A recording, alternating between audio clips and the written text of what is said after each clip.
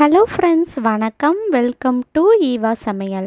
இன்றைக்கி நம்ம சேனலில் எல்லாருக்குமே ரொம்பவே யூஸ்ஃபுல்லான டிப்ஸ் தான் பார்க்க போகிறோம். வீடியோவை ஸ்கிப் பண்ணாமல் பாருங்கள். நம்ம சேனலை நீங்கள் இப்போ தான் ஃபஸ்ட் டைம் பார்க்குறீங்கன்னா சப்ஸ்கிரைப் பண்ணலைன்னா சப்ஸ்கிரைப் பண்ணிக்கோங்க. பக்கத்தில் இருக்க நோட்டிஃபிகேஷன் பெல் ஐக்கானை கிளிக் பண்ணிக்கோங்க. இப்போ நம்ம ஃபஸ்ட் டிப் என்னென்னு பார்க்கலாம். வாட்டர் பாட்டில்லாம் பார்த்திங்கன்னா நாள் ஆக ஆக உள்ளே ஒரு மாதிரி கெட்ட வாடை அடிக்க ஆரம்பிச்சிடும். நம்ம என்ன தான் டிஷ்வாஷிங் லிக்யூடோ சோப்பு போட்டு க்ளீன் பண்ணாலும் அந்த வாடை போகவே செய்யாதுங்க. குறிப்பாக பார்த்திங்கன்னா இந்த வாய் வைக்கிற இடத்துலலாம் ரொம்பவே பேர்டு ஸ்மெல் இருக்கும். குழந்தைங்கள்லாம் பார்த்திங்கன்னா வாட்டர் பாட்டில் நல்லா சிப் பண்ணி குடிப்பாங்க. அந்த மாதிரி சமயத்தில் பார்த்திங்கன்னா அந்த பாட்டிலில் ரொம்பவே அதிகமான வாடைகள் இருக்கும். மூடியிலையும் பார்த்திங்கன்னா அந்த வாடைகள் அதிகமாக இருக்கும். இந்த மாதிரி வாட்டர் பாட்டிலில் வாடை அதிகமாக இருக்குன்னா எப்படி நம்ம ஈஸியாக க்ளீன் பண்ணுறதுன்னு பார்க்கலாம். இதுக்கு நம்ம சூப்பரான ஒரு லிக்யூட் ரெடி பண்ணலாம். அதுக்கு இந்த மாதிரி ஒரு அகலமான பாத்திரம் எடுத்துக்கோங்க.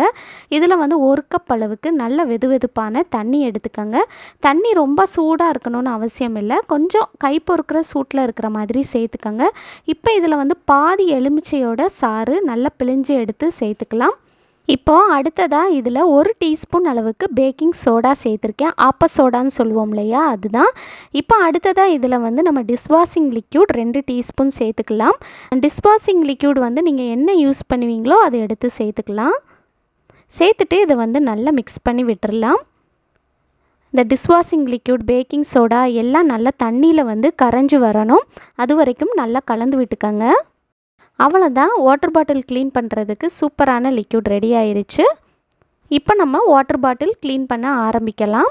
நம்ம ரெடி பண்ணி எடுத்த லிக்யூடில் இந்த மாதிரி ஒரு ஸ்க்ரப்பரில் நல்லா தொட்டி எடுத்து இந்த வாட்டர் பாட்டில் ஃபுல்லாகவே நல்லா தேய்ச்சி விட்டுடலாம். குறிப்பாக இந்த மாதிரி வாய்ப்பகுதியில் நல்லா தேய்ச்சி விடுங்க. அதே போல் இந்த மூடியிலையும் நல்லா தேய்ச்சி விட்டுடலாம். மூடியில் எவ்வளோ அழுக்கு இருக்குதுன்னு பாருங்கள். நீங்கள் ரொம்ப நாளைக்கு க்ளீன் பண்ணாமல் இருக்கும்போது இந்த மாதிரி நிறைய அழுக்கு சேர்ந்துருக்கும். இந்த லிக்யூடு வச்சு க்ளீன் பண்ணும்போது எவ்வளோ அழுக்கு எவ்வளோ வாடை இருந்தாலும் ஈஸியாக அது எல்லாமே ரிமூவ் ஆகி வந்துடும். இப்போ நான் எல்லா பாட்டில்லையுமே வெளிப்பகுதி மட்டும் நம்ம ரெடி பண்ணி எடுத்த லிக்யூடை இந்த மாதிரி ஸ்க்ரப்பரில் தொட்டு நல்லா தேய்ச்சி விடுறேன். சில்வர் ஸ்க்ரப்பர் யூஸ் பண்ணுறதை விட இந்த மாதிரி பிளாஸ்டிக் ஸ்க்ரப்பர் அல்லது நீங்கள் இந்த ஸ்பாஞ்ச் டைப்பில் இருக்கும்ல அந்த ஸ்க்ரப்பர் யூஸ் பண்ணிக்கிட்டீங்க அப்படின்னா நமக்கு பாட்டிலில் ஸ்க்ராட்ச் ஆகாமல் இருக்கும். உங்கள் வீட்டில் இந்த மாதிரி ஸ்டெயின்லெஸ் ஸ்டீல் வாட்டர் பாட்டில் இருந்துச்சுன்னா அதுவும் கூட இந்த லிக்யூட் யூஸ் பண்ணி க்ளீன் பண்ணலாம். நல்லாவே க்ளீன் ஆகிடும். வாட்டர் பாட்டிலில் வெளிப்பக்கம் நல்லா க்ளீன் பண்ணி எடுத்துட்டேன். இப்போ அடுத்ததாக நம்ம உள்பக்கம் க்ளீன் பண்ணிக்கலாம். நம்ம ரெடி பண்ணி எடுத்த லிக்யூடை இந்த மாதிரி பாட்டிலுக்குள்ளே கொஞ்சமாக ஊற்றி விடுங்க. அதுக்கப்புறமா பாட்டிலை க்ளோஸ் பண்ணிவிட்டு இந்த மாதிரி ஒரு 3-4 தடவை நல்லா குலுக்கி விடுங்க. ரொம்ப நாளைக்கு நீங்கள் வாட்டர் பாட்டில் க்ளீன் பண்ணாமல் வச்சுருந்தீங்கன்னா அதிகமாக வாடை இருக்கும். அப்படி இருக்கும்போது நீங்கள் இந்த மாதிரி வாட்டர் பாட்டிலுக்குள்ளே ப்ரஷ் விட்டு இந்த மாதிரி நல்லா க்ளீன் பண்ணி எடுத்துக்கோங்க. இதே போல் நம்ம எல்லா பாட்டிலையும் உள்ளுக்குள்ளே கொஞ்சம் லிக்யூடு ஊற்றி ப்ரஷ் போட்டு நல்லா க்ளீன் பண்ணி எடுத்துக்கலாம். உங்கள் வீட்டில் இந்த மாதிரி வாட்டர் பாட்டில் க்ளீன் பண்ணுற ப்ரஷ் இல்லை அப்படின்னா ஏதாவது ஒரு குச்சியில் அதில் ஒரு ஸ்க்ரப்பர் மாட்டி விட்டுட்டு அதை நீங்கள் வாட்டர் பாட்டிலுக்குள்ளே விட்டு கூட க்ளீன் பண்ணிக்கலாம். இப்போ நான் எல்லா வாட்டர் பாட்டில்லையும் ப்ரஷ் போட்டு நல்லா தேய்ச்சி விட்டுட்டேன். இப்போ அடுத்ததாக நம்ம தண்ணியில் நல்லா கழுவி எடுத்துக்கலாம். இந்த மாதிரி உள்ளுக்குள்ளே தண்ணி சேர்த்துட்டு வாட்டர் பாட்டில் மூடி போட்டு நல்லா குலுக்கி எடுத்து க்ளீன் பண்ணிக்கோங்க. இப்போது என்னோடய வாட்டர் பாட்டிலில் பார்த்தீங்கன்னா சுத்தமாக அந்த கெட்ட வாடை இல்லவே இல்லை. எவ்வளோ பேட் ஸ்மெல் இருந்தாலும் இந்த லிக்யூட் யூஸ் பண்ணி க்ளீன் பண்ணி பாருங்கள், நல்லா பளிச்சுன்னு க்ளீன் ஆகிடும். இப்போ பாருங்கள் நம்ம வாட்டர் பாட்டில் பார்க்குறதுக்கு எந்த அளவுக்கு நல்லா பளிச்சுன்னு இருக்குன்னு. நீங்களும் இது போல் உங்கள் வீட்டு வாட்டர் பாட்டிலை க்ளீன் பண்ணி பாருங்கள். வாட்டர் பாட்டில் நல்லா கழுவி எடுத்ததுக்கப்புறமா நீங்கள் இந்த மாதிரி மூடி ஓப்பன் பண்ணி ஃபேன் காற்றுல நல்லா காய வச்சுருங்க. நல்லா காஞ்சதுக்கப்புறமா நீங்கள் யூஸ் பண்ணிக்கலாம். இந்த டிப் உங்களுக்கு பிடிச்சிருக்கும்னு நினைக்கிறேன். பிடிச்சிருந்துச்சுன்னா லைக் பண்ணிக்கோங்க. உங்கள் ஃப்ரெண்ட்ஸ் கூடயும் ஃபேமிலி மெம்பர்ஸ் கூடயும் ஷேர் பண்ணிக்கோங்க. இப்போ வாங்க ஃப்ரெண்ட்ஸ், அடுத்த டிப் என்னென்னு பார்க்கலாம். அயன் பாக்ஸில் எவ்வளோ கரை இருந்தாலும் வெறும் ஒரே ஒரு பொருளில் எப்படி ஈஸியாக க்ளீன் பண்ணுறதுன்னு பார்க்கலாம். என்னோடய அயன் பாக்ஸில் பார்த்திங்கன்னா இந்த அளவுக்கு கரைகள் இருக்குது. அயன் பாக்ஸில் கொஞ்சமாக கரை இருந்தாலும் நம்ம சூடாக அப்படியே ட்ரெஸ்ஸில் வச்சு அயன் பண்ணும்போது அந்த கரை எல்லாமே அப்படியே ட்ரெஸ்ஸில் போய் ஒட்டிக்கும். நல்ல ட்ரெஸ்லாம் வேஸ்ட் ஆன மாதிரி ஆயிரும். அதுக்கப்புறம் அந்த கரையை வந்து ரிமூவ் பண்ணுறதுக்கே கஷ்டமாக இருக்கும். அதனால் நீங்கள் வந்து உங்கள் வீட்டு அயன் பாக்ஸில் கொஞ்சம் கரை இருந்தால் கூட நீங்கள் இந்த டிப்பு யூஸ் பண்ணி நல்லா க்ளீன் பண்ணி பாருங்கள். எவ்வளோ கரை இருந்தாலும் இந்த டிப்பு யூஸ் பண்ணி நீங்கள் க்ளீன் பண்ணும்போது நல்லா பளிச்சுன்னு புத்தம் புதுசாக ஆயிரும். இப்போ நான் வந்து என்ன எடுத்திருக்கேன்னு பார்த்தீங்கன்னா, ஒரு கையளவுக்கு உப்பு எடுத்திருக்கேன். இந்த மாதிரி ஒரு மரப்பலகை எடுத்துக்கோங்க. இந்த மரப்பலகைக்கு மேலே வந்து இந்த உப்பை வந்து சேர்த்துக்கலாம். கண்டிப்பாக மரப்பலகை தான் நம்ம வந்து எடுக்கணும். ஏன்னா நம்ம வந்து அயன் பாக்ஸ் வந்து ஹீட் பண்ணிட்டு தான் நம்ம செய்ய போகிறோம். இப்போ நான் வந்து அயன் பாக்ஸ் வந்து ஆன் பண்ணிட்டேன். ஆன் பண்ணி நல்லா சூடாக இருக்கும்போது நீங்கள் வந்து ட்ரெஸ்ஸை வந்து எப்படி அயன் பண்ணுவீங்களோ அதுபோல் இந்த மாதிரி உப்புக்கு மேலே அயன் பாக்ஸ் வச்சு நல்லா க்ளீன் பண்ணி விடுங்க. இந்த மாதிரி நல்லா தேய்ச்சி விடுங்க. ட்ரெஸ்ஸை அயன் பண்ணுற மாதிரி தான் இந்த மாதிரி உப்புக்கு மேலே நல்லா தேய்ச்சி விட்டுருங்க. இப்போ பாருங்கள், அயன் பாக்ஸில் வந்து கொஞ்சம் கரை போயிடுச்சு. இன்னும் கொஞ்சம் கரை இருக்குது. இதையும் நம்ம வந்து நல்லா தேய்ச்சி எடுத்துடலாம். இன்னும் கொஞ்சம் நேரம் தேய்ச்சாலே அந்த கரை எல்லாமே வந்துடும். ஒரே நிமிஷத்தில் நீங்கள் வந்து டக்குன்னு ஈஸியாக அந்த கரை எல்லாத்தையும் நீக்கிடலாம். இப்போ பாருங்கள் எந்த அளவுக்கு நம்மளோட அயன் பாக்ஸ் வந்து நல்லா புத்தம் புதுசாக ஆயிடுச்சுன்னு. இப்போ கடைசியாக நம்ம சுவிட்சை ஆஃப் பண்ணிவிட்டு இந்த மாதிரி ஒரு காட்டன் துணி எடுத்துக்கோங்க. அதை வச்சு நல்லா தொடச்சி விட்டுருங்க. இப்போ பாருங்கள் ஃபஸ்ட்டு எப்படி இருந்துச்சு, இப்போ உங்களுக்கு நல்லாவே டிஃப்ரென்ஸ் தெரியும்னு நினைக்கிறேன். எந்த அளவுக்கு நல்லா பளிச்சுன்னு இருக்குன்னு பாருங்கள். நீங்களும் இந்த டிப்பை வந்து ஃபாலோ பண்ணி பாருங்கள்.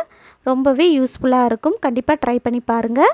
இந்த டிப் பிடிச்சிருந்துச்சுன்னா லைக் பண்ணிக்கோங்க. உங்கள் ஃப்ரெண்ட்ஸ் கூடயும் ஃபேமிலி மெம்பர்ஸ் கூடயும் ஷேர் பண்ணிக்கோங்க. இப்போ வாங்க ஃப்ரெண்ட்ஸ், அடுத்த டிப் என்னென்னு பார்க்கலாம். நம்ம வீட்டில் பாத்ரூமில் இந்த மாதிரி பக்கெட்டு மக்குலாம் வச்சுருப்போம் இல்லையா, அது நாள் ஆக ஆக பார்த்திங்கன்னா நிறைய உப்புக்கரை வந்து படிஞ்சிரும். கரைகளும் நிறைய சேர்ந்துடும்.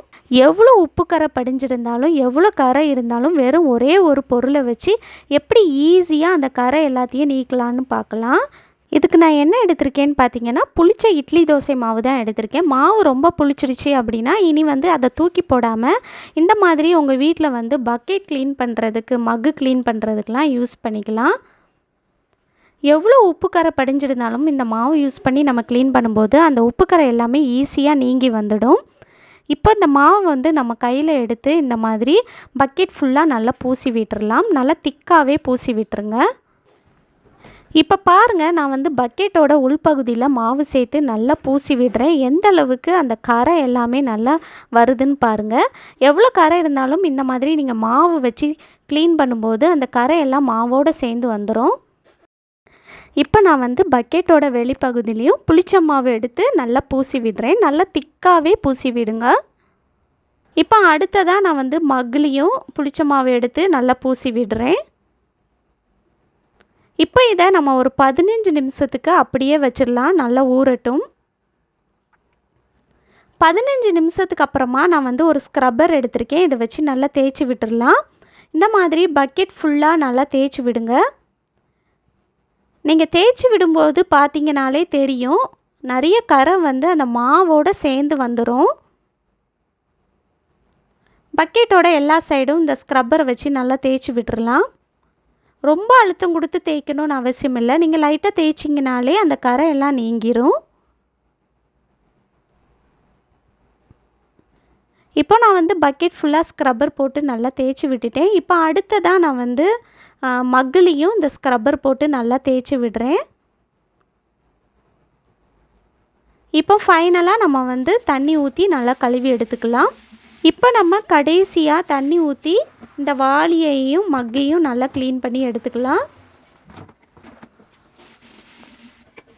இப்போ பாருங்கள் எந்த அளவுக்கு நல்லா பளிச்சுன்னு புதுசு போல் இருக்குன்னு.